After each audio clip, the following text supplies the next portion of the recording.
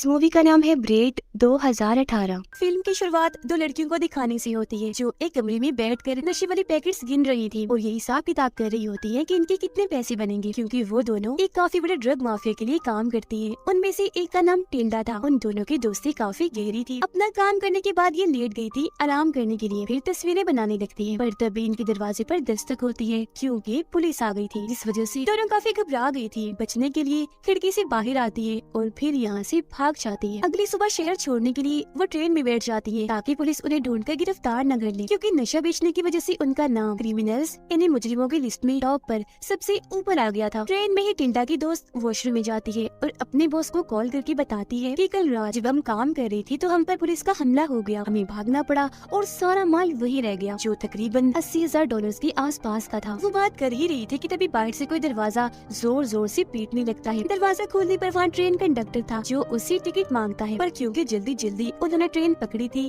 तो टिकट उसके पास नहीं थी, जिस वजह से वो कंडक्टर को अंदर खींचकर उसका मुंह बंद कर देती है। ट्रेन से उतरने के बाद जब वो सड़क पर से गुजर रही थी तो सामने बैठा भिखारी उन्हें गालियां देकर कहता है कि ये दोनों तो पागल और डायने हैं। दोनों को गुस्सा आता है पर वो सोच में पड़ जाती है कि भला ये हमें ऐसा क्यों कह रहा है। फिर तभी उनके पास बॉस की कॉल आती है जो कहता है कि तुम्हारे पास अब 48 घंटों का टाइम है मेरे पैसे वापस लौटाने के लिए। जो नशा वो उस कमरे में ही छोड़ाई थी, जिसके पैसे $80,000 अब इन्हें देने होंगे, जिसके लिए वो अपनी बचपन की दोस्त डेफनी के घर जा रही थी जो काफी अमीर थी। काफी बड़ी हवेली में वो अकेली ही रहती थी। इनकी दोस्ती उसके साथ भी बहुत अच्छी थी, जिसका सबूत हमें यहाँ उनकी बचपन की कहानी दिखाकर बताया जाता है। वो तीनों जब छोटी थी तो काफी सारे गेम्स खेला करती थी, एक दूसरे के साथ बहुत खुश होती थी और उन्हीं में से एक गेम जो उन सबकी पसंदीदा थी उसका नाम डॉक्टर था। जिस गेम को खेलने के लिए 3 असूल थे। पहला कि हर कोई उस गेम को पूरी दिलचस्पी के साथ खेलेगा, इन्हीं गेम में खो जाएगा। दूसरा असूल इन तीनों के अलावा बाहर का कोई भी इंसान गेम में नहीं खेल सकता। और आखिरी असूल कोई भी गेम को बीच में नहीं छोड़ेगा। जो जाहिर है ये इधर ही रहेंगी, इस घर से तब तक नहीं निकल सकती जब तक कि गेम खत्म नहीं हो जाती। फिर टिल्डा एक स्कूल यूनिफॉर्म पहनकर घर के अंदर चली जाती है। घर में डेफनी उसके लिए खाना बना रही थी। आते ही टिल्डा उसे मोम कह के पुकारती है और वो उसे माँ क्यों कह रही थी उसके पीछे भी एक कहानी है। दरअसल बचपन में जब वो डॉक्टर गेम खेल रही थी तो उस गेम को बार बार खेलने से टिल्डा बोर हो गई थी। कोई और गेम खेलने का कहती है, लेकिन क्योंकि गेम को बीच में ही नहीं छोड़ सकती थी तो मजबूरन उन्हें ये खेलनी ही पड़ती है। असल में डॉक्टर गेम कुछ यूँ थी कि उनमें से एक डॉक्टर बनेगी जबकि बाकी की दोनों माँ और बेटी। डेफनी बनती है माँ जबकि टिल्डा की दूसरी दोस्त डॉक्टर बनती है। लेकिन अब टिल्डा को अपना बेटी वाला रोल पसंद नहीं आता क्योंकि वो डेफनी को अपनी माँ बनाना पसंद नहीं कर रही थी। जिस दौरान इनकी बहस हो जाती है जो हाथापाई में बदल गई। वो ये गेम पेड़ के ऊपर बने एक छोटे से घर में बैठकर खेल रही थी तो हाथापाई की वजह से डेफनी नीचे गिर जाती है और फौरन बेहोश हो गई। हॉस्पिटल ले जाने पर डॉक्टर बताते हैं कि इसके दिमाग में गहरी चोट आई है, जिस वजह से हो सकता है कि इसका दिमाग ठीक से काम न करे, मतलब जहनी तवाज़ुन खराब भी हो सकता है। जिसके बाद कहानी वापस मौजूदा वक्त में आती है और गेम के मुताबिक ही टिल्डा डेफनी को मोम कह रही थी। यहाँ हमें पता चलता है कि दिमाग में चोट लगने की वजह से डेफनी का जहनी तवाज़ुन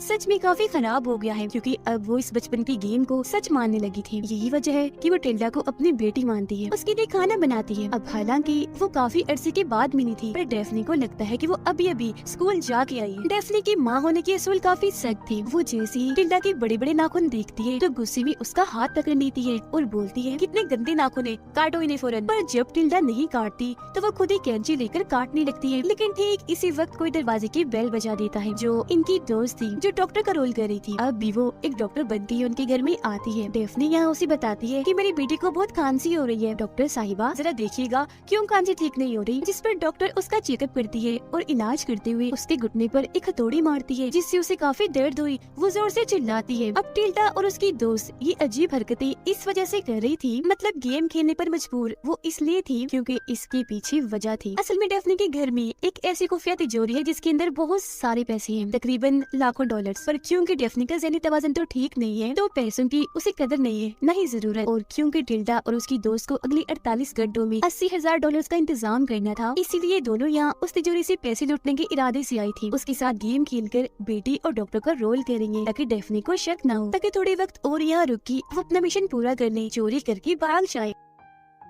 अब डेफनी डॉक्टर के लिए भी खाना बनाती है, साथ ही खाने की टेबल पर वो टिल्डा को बांध देती है ताकि बाकी बच्चों की तरह वो खाना छोड़ के ना भाग जाए। और अब इनके पास 41 घंटे बचे थे। डेफनी डॉक्टर को कहती है कि आप काफी थक गई होंगी, चलिए आप जाके आराम कर लें, आपको आपका कमरा दिखाती हूँ। फिर आधी रात को टिल्डा की दोस्त यानी डॉक्टर आराम कर रही थी तो तभी एक आवाज से उसकी आंख खुल जाती है क्योंकि कोई उसके दरवाजे की कुंडी घुमाता है। उसे लगता है ये टिल्डा होगी, इसलिए वो उठ के बाहर आती है जहाँ टिल्डा नहीं डेफनी थी, जो उसे कहती है डॉक्टर मुझे अकेली नींद नहीं आ रही, डर लग रहा है, आपके साथ मुझे महफूज लगेगा, मैं यही सोना चाहती हूँ। और वो उसे चाकू दिखाकर यही रुक जाती है। फिर अगली सुबह टिल्डा खतों वाले बॉक्स के पास अपना मोबाइल चेक कर रही होती है जहाँ तभी उसकी दोस्त आती है। गुस्से में टिल्डा उसे कहती है कि जल्दी करो, निकलो यहाँ से, मैं इस पागल डेफनी के साथ रह के परेशान हो गई हूँ, मुझे नहीं लगता कि अब यहाँ कोई पैसे हमें मिलेंगे, डेफनी ने सारे पैसों को बैंक में रखवा दिया होगा। उसकी दोस्त बोलती है मुझे नहीं लगता, हमें थोड़ी और कोशिश करनी चाहिए, तिजोरी तोड़ने के लिए हो सकता है पैसे हमें मिल ही जाए। और अब उनके पास सिर्फ 28 घंटे बची थी। टिल्डा की दोस्त अंदर जाके तिजोरी ढूंढने लगती है, जिस बीच एक अलमारी से बाहर आकर डेफनी उस पर हमला कर देती है और फिर हाथ पर भी काट लेती है, जिससे वो काफी डर गई थी। फौरन वहाँ से भागकर गाड़ी की चाबियां लेती है और घर से बाहर आ जाती है। बाहर टिल्डा थी जिससे वो कहती है कि डेफनी ने पागलपन की हद ही पार कर दी है, चलो यहाँ से। इससे पहले वो यहाँ से जाते यहाँ डंडा लेकर डेफनी आ जाती है, दोनों के सरों पर जोर जोर से मारकर बेहोश कर देती है। अब हम एक डिटेक्टिव पुलिस ऑफिसर को देखते हैं जो तैयार होकर घर से निकलता है, गाड़ी में बैठकर अपने काम पर निकल जाता है। उसे टिल्डा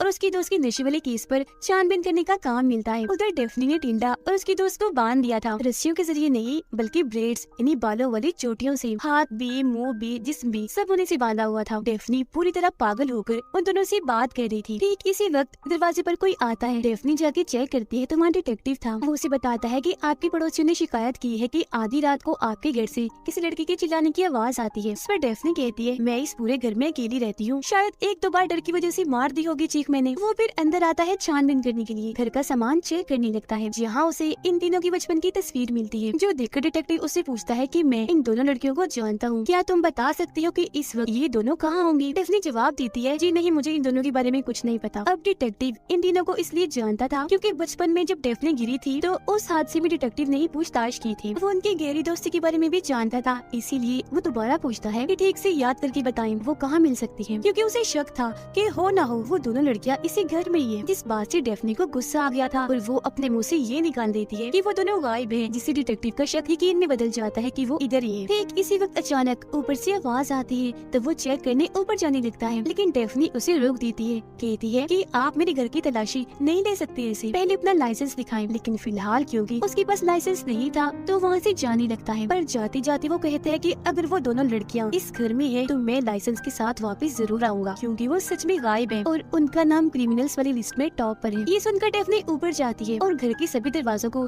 मजबूती से बंद करने लगती है ताकि दोनों को पुलिस से बचा सके। अब उन दोनों ने खुद को आजाद कर लिया था, इसलिए एक बार फिर तिजोरी ढूंढने लगती है, जिसके बाद डेफनी टेबल पर खाना लगाती है। वो टिल्डा की दोस्त को कहती है मैं जानती हूँ तुम किस मकसद के लिए यहाँ आई हो, जो काम तुम करना चाहती हो उसके लिए कुछ पहेलियाँ, कुछ छुपे हुए कोड्स हैं जिन्हें जहन में रख के तुम्हें इस हवेली में आगे बढ़ना होगा। एक जगह ऐसी है जहाँ मेरी डॉल्स पड़ी है, फिर आगे बढ़ के एक शीशा तुम्हें दिखेगा जो तुमसे कुछ बोल रहा होगा क्योंकि उसके ऊपर कुछ लिखा हुआ होगा, और जब तुम उस कीमती चीज नंबरों को तोड़ोगी तो कब्र फौरन खुल जाएगी और तुम्हारा मकसद पूरा हो जाएगा, तुम वो हासिल कर लोगी। अब टिल्डा की दोस्त को कुछ समझ नहीं आती कि वो क्या क्या बोले जा रही है। तब टिल्डा अपनी दोस्त को साइड में ले जाके बोलती है कि ये एक पहेली है, जिसे इशारों में वो समझा रही है जो तिजोरी तक पहुँचने का रास्ता है। नंबर्स वो तिजोरी के कोड्स को कह रही है और कब्र तिजोरी को, तो अब जल्दी से तिजोरी ढूंढने में लग जाओ। अब वो पहली पहेली यानी डॉल्स वाली बात को जहन में रख के आगे बढ़ती है। डॉल्स की मूर्ति के नीचे उसे एक कोड मिलता है जिसका इशारा हॉल में जाने की तरफ था। वो भागकर अब जैसे हॉल में आती है तो उसे वहाँ शीशे पर एक और कोड मिलता है। शीशा वो जैसे ही हटाती है तो एक पेंटिंग के पीछे उसे तिजोरी मिल ही जाती है, जिसके बाद वो उन सभी कोड्स को नंबर में बदलकर तिजोरी पर लगाती है, जिससे आखिरकार वो खुल ही जाती है, जिसके अंदर सच में बहुत ज्यादा पैसे थे। सभी पैसों को बैग में भर के वो टिल्डा के पास आती है और कहती है कि मुझे पैसे मिल गए हैं, हम आज रात ही यहाँ से निकल जाएंगे। फिर रात होते ही दोनों लैंप्स लेकर यहाँ से निकल जाती है। सड़क पर आकर गाड़ियों से लिफ्ट मांगती है पर कोई भी उनके लिए गाड़ी नहीं रोकता, और फिर तभी एक तेज स्पीड में आती हुई गाड़ी टिल्डा के दोस्त से आकर टकरा जाती है, जिसमें और कोई नहीं बल्कि डेफनी थी, जो अब दोबारा से उन दोनों को अपने घर ले आती है, जहाँ अब उसने दोनों को कुर्सियों के साथ बांध दिया था। इस सब की वजह से टिल्डा की दोस्त दुखी थी, जो देखकर डेफनी चाकू लेती है और उसके चेहरे पर कट लगा के स्माइल वाला निशान बना देती है ताकि वो उसे मुस्कुराता हुआ देख सके। अब वो भिखारी जो दोनों को गालियाँ दे रहा था पुलिस स्टेशन स्टेशन आकर बताता है कि मैंने उन दोनों गायब लड़कियों को रेलवे स्टेशन पर देखा था। डेफनी उन दोनों पर काफी जुल्म करने, उनका हुलिया बिगाड़ने की बात कहती है कि अब अगर तुम चाहो तो गेम को छोड़ के जा सकती हो। साथ ही वो अखबार भी देती है जिस पर उन दोनों के लापता होने और क्रिमिनल्स की लिस्ट में टॉपर होने वाली खबर छपी थी, जो देख दोनों काफी डर भी गई थी और हैरान भी थी कि यहाँ से बाहर निकली तो पकड़े जाएंगे। पर अब डेफनी उन्हें जल्द से जल्द यहाँ से जाने का कहती है कि मैं तुम्हें अब 1 मिनट भी यहाँ बर्दाश्त नहीं करूंगी, क्योंकि बहुत जल्द मेरा बच्चा पैदा होने वाला है। टिल्डा हैरत से पूछती है, कैसा बच्चा? तुम्हारी तो शादी भी नहीं हुई थी। तब वो बोलती है कि मैंने तुमसे ये बात छुपाई, वो दरअसल शादी मेरी हो गई थी। जो सुनकर टिल्डा जोर जोर से हंसने लगती है कि भला इस पागल से किसने शादी कर ली। पर उसकी दोस्त के दिमाग में एक आइडिया आता है। वो फौरन उठ खड़ी हुई, क्योंकि वो डेफनी के पागलपन को अपने फायदे के लिए इस्तेमाल करने का सोचती है। बोलती है, सुनो मेरी बात डेफनी, अगर तुम्हारा बच्चा होने वाला है तो तुम्हें फौरन अभी की अभी सर्जरी की जरूरत है, जिसके लिए वो भी मान जाती है और ये दोनों भी उसे लिटा देती है सर्जरी के बहाने जान से मारने के लिए। उन्होंने ऑपरेशन वाले सारे औजार भी ले लिए थे, साथ ही सर्जन वाले कपड़े भी पहन लिए थे। और अब जैसे वो औजार से उस पर वार करने वाली थी कि तभी यहाँ डिटेक्टिव आ जाता है, जिन पे गन पॉइंट करके पीछे हटाता है और नीचे बैठने का कहता है। वो जब दोनों के पास जाता है तो डेफनी उठ खड़ी होती है और डिटेक्टिव के पेट में चाकू घुसा देती है। जख्मी होकर वो जैसे ही नीचे गिरता है, ये तीनों टांगों से मार मार कर उसका बुरा हाल कर देती है। फिर उसकी लाश को एक कवर में पैक करके बाहर जमीन खोदकर वहाँ गाड़ देती है। सबूत मिटाने के लिए उसकी गाड़ी को तालाब में फेंक देती है, जिसके बाद वो तीनों एक ही जैसे कपड़े पहन के खाने के टेबल पर बैठ जाती है। काफी खुश लग रही थी और मजे से अपना खाना एंजॉय करने लगती है। अगली सुबह जब किसी काम से टिल्डा की दोस्त बाहर आती है तो उसे वहाँ डिटेक्टिव दिखता है, जिसकी हालत काफी खराब थी, खून में लथपथ था, डरावना लग रहा था। टिल्डा की दोस्त पर हमला कर देता है, पर वो काफी घबरा जाती है, ये सोचकर कि हमने तो इसे जमीन में गाड़ दिया था, तो फिर ये बाहर कैसे आया। फिर तभी इधर टिल्डा और डेफनी भी आ जाती है, जो उसे अंदर आने का कहती है। अब टिल्डा की दोस्त को खतों वाले बॉक्स से एक छल्ला मिलता है, जिसे उन्होंने डिटेक्टिव की लाश के साथ ही दफन कर दिया था। ये देखकर वो कब्र खोदती है, पर उसी वहाँ डिटेक्टिव की लाश नहीं मिलती, जो देख वो काफी डर भी गई थी और परेशान हो गई थी। फौरन हवेली के अंदर आती है। बेड के नीचे से उसे काफी पुरानी डायरी मिलती है, जिसके अंदर उनके नशे वाले केस और डिटेक्टिव की मौत के बारे में पहले से ही लिखा हुआ था, जो देखकर उसकी होश उड़ जाती है। तभी इधर डेफनी आती है, जो उसे बता रही थी कि यहाँ जो कुछ भी हो रहा है वो सब इस डायरी में बहुत पहले का ही लिखा हुआ है। टिल्डा की दोस्त को अभी भी समझ नहीं आती कि आखिर यहाँ चल क्या रहा है। तब डेफनी उसे अपना बाजू देखने को कहती है, और जब वो अपनी बाजू को चेक करती है तो उस पर बहुत सारे किसी के काटने के निशान थे। तब डेफनी बताती है कि तुम्हारे बाजू पर जितने भी निशान हैं, इतनी ही बार तुम यहाँ पर आई हो, जिससे यहाँ ये खुलासा होता है कि सिर्फ डेफनी ही नहीं बल्कि टिल्डा और उसकी दोस्त का भी ज़हनी तवाज़ुन खराब है। इतना खराब कि उन्हें पागल कह सकते हैं। और शुरू से अब तक जो कुछ भी हुआ है सब एक गेम का हिस्सा है, जो गेम सालों से इस हवेली में चलती आ रही है। तिजोरी ढूंढते हुए डेफनी ने टिल्डा की दोस्त के हाथ पर जो काटा था वो उसका पहला राउंड था, और इसी तरह फिर बार बार गेम उसी राउंड की तरह ही चलती रही। जब भी तो उसके हाथ पर इतने सारे काटने के निशान थे। और टिल्डा की दोस्त को कब्र खोदने पर डिटेक्टिव की लाश इसीलिए नहीं मिली क्योंकि हकीकत में कोई डिटेक्टिव था ही नहीं, वो तो बस तीनों लड़कियों के दिमाग में बनाया गया उनकी गेम का एक कैरेक्टर है। उसकी तरह ही ना कोई डिटेक्टिव की गाड़ी थी, ना ट्रेन थी, ना बेकारी हवेली तिजोरी, कुछ भी नहीं था, बल्कि वो बस उनके खिलौने वाले रोल्स थे, जो सारे के सारे इन पागल लड़कियों ने खुद ही बनाए थे। खिलौनों की पूरी दुनिया बनाई गई थी, जिन्हें हकीकत इन्होंने अपने दिमाग में ही सोच लिया था। असल में ये तीनों लड़कियाँ कपड़े की बनाए हुए एक टेंट में बैठी है। सब कुछ टेंट में उन्होंने इसलिए सोच लिया क्योंकि उनके मुताबिक बाहर की दुनिया बेकार है। और अब हमें दोबारा से एक बूढ़ी औरत दिखाई जाती है, जो कि डेफनी थी, और बाहर से टिल्डा पहले की तरह स्कूल से वापस आती है। पर अब वो दोनों काफी बूढ़ी हो चुकी है, जिसका मतलब था कि अब इस पागल गेम को चलते चलते उनकी पूरी उम्र ही गुजर गई है, जो उनकी मरने पर ही खत्म होगी। जबकि दूसरी तरफ अब मैं ब्रायन एंड चार्ल्स 2022 मूवी के बारे में बात करूंगी। कहानी की शुरुआत एक आदमी जिसका नाम ब्रायन होता है उसे दिखाने से होती है। वो एक इन्वेंटर था जो हमेशा कोई न कोई नई चीज बनाता रहता है अपने दिमाग से। उसके दिमाग में जब भी कोई ख्याल आता है तो वो उस पर काम करने में लग जाता है। हमेशा उसकी कोशिश होती है कि उसके दिमाग में जो भी नया ख्याल आ रहा है वो उसे बना कर ही रहे। यहाँ हम जान पाते हैं कि वो किसी बड़े शहर से नहीं है, बल्कि एक छोटे से टाउन में रहता है, पर जो उसके सपने हैं वो बहुत बड़े हैं। उसकी जहानत, अक्लमंदी उसे बाकी इंसानों से अलग बनाती है। आज भी ब्रायन अपनी नई इन्वेंशन यानी नई इजाद पर काम कर रहा था, मगर आज वो बेचारा फेल होता जा रहा था क्योंकि कुछ भी ठीक से नहीं हो रहा था। उसके घर पर हमें उसकी बहुत सारी इन्वेंशंस दिखाई जाती है जो उसने बेकार सामान से काफी अच्छी बनाई थी, जैसे कि अंडे रखने वाली बेल्ट और बेकार प्लास्टिक की डस्टबिन जो काफी अलग ही लग रही थी। इनके अलावा भी हमें कुछ अलग ही इन्वेंशंस देखने को मिलती है। दिखने में तो सभी चीजें काफी अजीब थी, पर उसके लिए बहुत काम की थी। यहाँ ब्रायन बताता है कि मेरे इस फार्म में 2 घर हैं। एक वो जहाँ मैं काम करता हूँ, अपना सारा दिन उधर ही गुजारता हूँ, जबकि जो मेरा असली घर है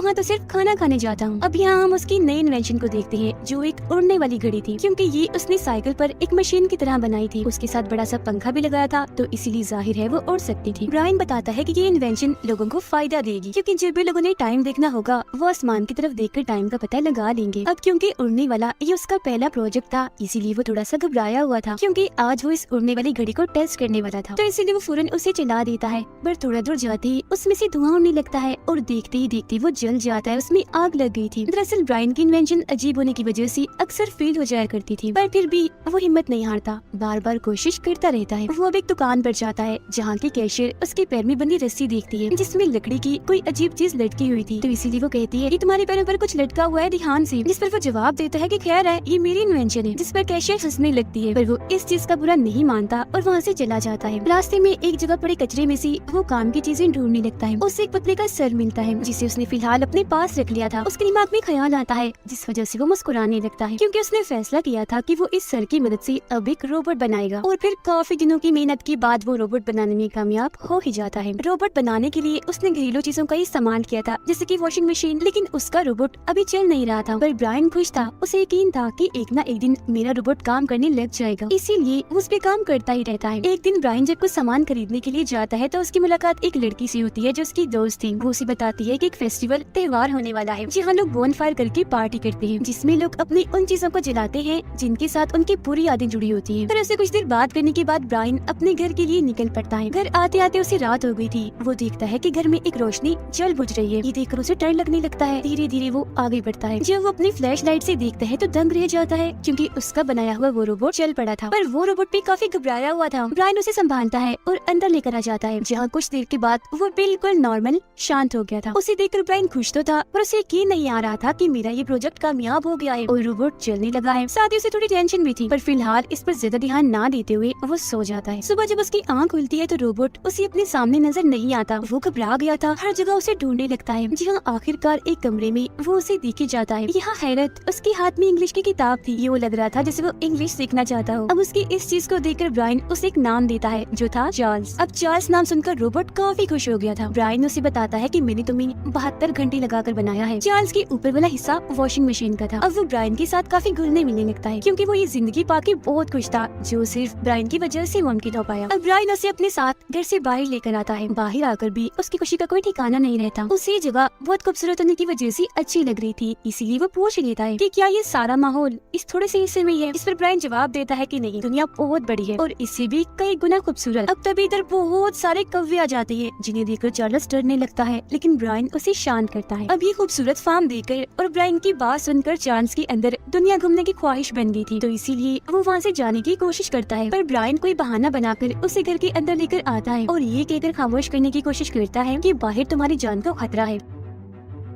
रात को वो दोनों साथ ही सो जाते हैं। पूरी रात चार्ल्स बस एक ही बात कहता रहता है, जो था आई एम स्लीपिंग। ऐसा लग रहा था जैसे वो इन इंग्लिश के लफ्जों की प्रैक्टिस कर रहा है। अगले दिन चार्ल्स ब्रायन को बताता है कि मुझे पेंटिंग का भी बहुत शौक है। जिसन वो कहता है कि ठीक है तुम पेंटिंग करो, मैं जरा गाँव में जा रहा हूँ, मुझे काम है। जिसन फौरन वो बोलता है अरे वाह, फिर तो मैं भी तुम्हारे साथ चलूंगा। ब्रायन मना कर देता है, जिस पर वो मायूस होते हुए कहता है तो फिर क्या मैं बाहर चला जाऊँ बाग में। जिस पर गुस्से में ब्रायन कहता है कि नहीं, तुम्हें समझ नहीं आ रही मैं क्या कह रहा हूँ, आराम से घर के अंदर ही रहो। इतना कहकर वो वहाँ से निकलकर अपने दोस्त के घर जाता है उसे मिलने के लिए। उसे वहाँ कोई काम था जो खत्म करके जैसे वो घर आता है तो चार्ल्स उसे देखकर काफी खुश हो जाता है, बच्चों की तरह कूदने लगता है और बताता है ब्रायन आज मैंने एक पेंटिंग बनाई है, दिखाऊं तुम्हें। जब ब्रायन पेंटिंग को देखता है तो वो भी खुश हो गया था, क्योंकि पेंटिंग में ब्रायन, चार्ल्स और कुछ इन्वेंशंस थी। रात को ये दोनों साथ में खाना बनाते हैं और खाते हैं। सुबह उठकर जब वो नाश्ता बनाते वक्त डांस कर रही थी तो अचानक चार्ल्स गिर जाता है, पर खुशकिस्मती से वो टूटकर बिखरता नहीं, बच जाता है। तभी दरवाजे पर दस्तक होती है, जो सुनकर चार्ल्स मुंह ही मुंह में कुछ बोलने लगता है। ब्रायन उसे कहता है कि बिल्कुल चुप खामोश, मैं देख कर आता हूँ कौन है। जब वो चेक करने जाता है तो वहाँ इलेक्ट्रीशियन था जो घर की लाइट्स चेक करने आया था। ब्रायन उसे कहता है वो अभी मैं मसरूफ हूँ, आप ऐसा करें कुछ देर के बाद आ जाए। जिस पर इलेक्ट्रीशियन कहता है कि मैंने सिर्फ चेक ही तो करना है और अगर मैं बाद में आया तो उसके ज्यादा पैसे लगेंगे। उसके बाद ब्रायन मान जाता है और उसे अंदर ले आता है। ब्रायन घबराया हुआ था कि कहीं इलेक्ट्रीशियन चार्ल्स को देख ना ले, पर उसी तसल्ली होती है जब वो देखता है कि चार्ल्स ने खुद को छुपा लिया है। लेकिन फिर भी इलेक्ट्रीशियन का ध्यान चार्ल्स पर चला ही जाता है, जिस बारे में वो ब्रायन से पूछता भी है, जिस पर वो जवाब देता है कि ये तो बस मशीन है, आपका काम खत्म हो गया है, आप जा सकते हैं। उसे वहाँ से भेजने के बाद दोनों खुशी में डांस करने लगते हैं क्योंकि उनकी दोस्ती और भी गहरी हो गई थी। दोनों एक दूसरे के साथ काफी अच्छी जिंदगी गुजार रही थी और खूब मस्ती करते हैं। एक रात जब वो दोनों खाना खा रही थी तो चार्ल्स टीवी पर एक टूरिस्ट को सुनता है। इन्हें जो दुनिया घूमती है, अलग अलग जगहों पर जाते हैं। वो टूरिस्ट यहाँ एक शहर के बारे में बताता है जो बेहद ही खूबसूरत था। चार्ल्स जैसे ही वो शहर देखता है उसकी आंखें खुली रह जाती है। वो बहुत प्यारा था, इसीलिए वो भी वहाँ जाने की बात करता है। जब ब्रायन उसका ध्यान भटकाने, उसे कंट्रोल करने के लिए कोई और चैनल लगा देता है। फिर अगले दिन जब ब्रायन कुछ सामान खरीदने के लिए जाता है तो घर वापस आने पर चार्ल्स उसे नहीं दिखता। वो उसे हर जगह ढूंढता है। फिर आखिरकार घर के पिछले वाले हिस्से में वो उसे मिल ही जाता है। उसने अजीब तरह के कपड़े पहने हुए थे। ब्रायन के पूछने पर वो जवाब देता है कि मैं वो शहर ना सही, यहाँ पर तो जा सकता हूँ ना, इसीलिए मैं जा रहा हूँ। ब्रायन उसे रोकता है और वो जिद करने लग गया था। तब जबरदस्ती उसे चार्ल्स का हाथ पकड़कर ये अंदर लाना पड़ता है। अगली सुबह ब्रायन जब नाश्ता करने के लिए बैठता है तो चार्ल्स का भी इंतजार करता है, पर जब वो नहीं आता तो वो चार्ल्स को चेक करने जाता है। वो बिस्तर पर लेटा हुआ था। कहता है कि जाओ ब्रायन यहाँ से, मुझे तुमसे बात ही नहीं करनी, मैं तुमसे नाराज हूँ, तुमने मुझे ये शहर भी घूमने नहीं दिया। जिस सुन ब्रायन कहता है अच्छा चलो उठो, मैं तुम्हें टाउन घुमाने ही ले चलता हूँ। जिस पर वो मान जाता है और तैयार होने के लिए जल्दी से उठ गया था। ब्रायन जब गाड़ी निकालता है तो चार्ल्स उसे आगे बैठने की जिद करता है, मगर जब वो बात नहीं मानता तो ब्रायन को मजबूरन उसे आगे बिठाना ही पड़ता है। रास्ते में चार्ल्स उसे कहता है हम पुल पर भी जाएंगे, एयरपोर्ट भी घूमेंगे, ठीक है ना? तब ब्रायन कहता है कि सॉरी, यहाँ इस तरह की कोई जगह नहीं है। अपनी मंजिल पर पहुँचने के बाद ब्रायन उसे गाड़ी में ही रुकने का कहकर खुद एक दुकान के अंदर चला जाता है। और जब वो वापस आता है तो ये देखकर काफी घबरा गया था कि मेरी दोस्त ने चार्ल्स को देख लिया है और अब वो उससे बातें भी कर रही है। तब ब्रायन उसे बताता है कि ये मेरी इन्वेंशन है, पर तुम प्लीज इस बात को सबसे छुपा कर रखना। जिस पर वो हाँ बोलती है और ये तीनों झील के किनारे घूमने के लिए चले जाते हैं। ब्रायन अपनी दोस्त को बताता है कि ये मेरी 72 घंटों की मेहनत है। उसकी दोस्त चार्ल्स को देखकर काफी मुतासिर होती है और ब्रायन की तारीफ करती है। वो दोनों जब आगे बढ़ रही थी तो ब्रायन देखता है कि चार्ल्स अपने पैरों को पानी में डालने की कोशिश कर रहा है, जो देखकर वो उसे ऐसा करने से मना करता है क्योंकि इस तरह से उसके खराब होने का भी खतरा है। यहाँ हम समझ पाते हैं कि ब्रायन और उसकी दोस्त एक दूसरे को पसंद करने लगे हैं। वो उसे कहते हैं कि अगर मैं तुम्हें अपने घर बुलाऊं तो आओगी? जिस पर वो हाँ में जवाब देती है और ये दोनों यहाँ से निकल जाते हैं। ब्रायन और चार्ल्स जब घर आ रही थी तो उनकी पड़ोसी की बेटियां चार्ल्स को देखने ही वाली थी, पर पहले की तरह इस बार भी वो खुद को छुपा लेता है। अगले दिन ब्रायन कॉल करके अपनी दोस्त को बुलाता है और जब वो आती है तो चार्ल्स और ब्रायन की बहस हो जाती है क्योंकि चार्ल्स को दुनिया घूमनी थी, पर ब्रायन ऐसा नहीं चाहता था। उनकी बातें चल ही रही थी कि तभी उनका पड़ोसी अपनी दोनों बेटियों के साथ यहाँ आ गया था। वो जैसे चार्ल्स को देखता है काफी हैरान हो जाता है, उसे वो काफी पसंद आ गया था। तो पैसे देकर वो उसे खरीदने की कोशिश करता है, पर ब्रायन इसके लिए मना कर देता है।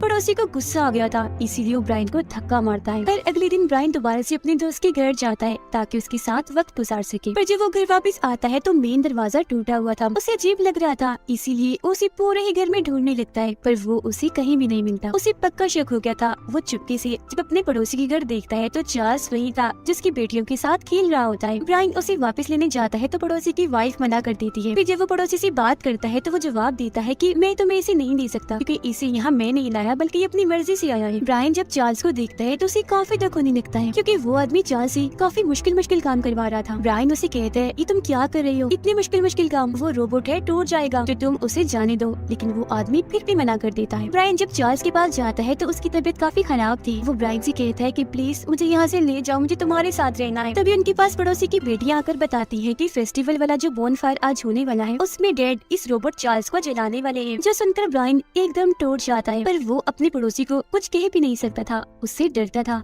इसीलिए वो घर वापस आ जाता है। उसकी दोस्त जब ब्रायन को परेशान देखती है तो उसे संभालती है और अब ये लोग अपने पड़ोसी का सामना करने के लिए एक मशीन गन बनाने लगते हैं। फिर रात होते ही ब्रायन और उसकी दोस्त भी उस फेस्टिवल में एक साथ जाते हैं जहाँ बोन फायर में बहुत सारे लोग अपना अपना सामान जलाने के लिए लाए हुए थे। तभी पड़ोसी वहाँ अपने सामान के साथ आता है। वो चार्ल्स को भी साथ लाया था और फिर सारा सामान रख के उसे आग लगा देता है। तब ब्रायन बड़ी हिम्मत करके आखिरकार चार्ल्स को बचा ही देता है। वो उसे ट्रक में बिठाता है, पर पड़ोसी ने उन्हें देख लिया था, इसीलिए ये लोग जल्दी से ट्रक लेकर यहाँ से निकल जाते हैं। यहाँ दोनों को अपनी अपनी गलती का एहसास होता है। एक दूसरे से वो माफी मांग लेते हैं अपने अपने बुरे बर्ताव के लिए। उनका पीछा पड़ोसी भी कर रहा था। ब्रायन उसे अपनी गन मशीन से रोकने की कोशिश करता है, पर हमेशा की तरह वो भी काम नहीं कर रही थी, इसलिए पड़ोसी दोबारा से चार्ल्स को पकड़ के बोनफायर में ले जाता है। पड़ोसी को ब्रायन पर काफी गुस्सा आ रहा था, इसीलिए वो उसे मारने लगता है, लेकिन तब तक चार्ल्स ने मशीन गन ठीक कर ली थी और वो अब पड़ोसी को शूट करने लगता है, जिसमें से गोलियों की बजाय चीजें निकल कर उसे लग रही थी। तो इसीलिए पड़ोसी आखिरकार हार मान गए, अपनी फैमिली को वहाँ से लेकर चला जाता है। बाकी सब लोग भी वहाँ आ गए थे,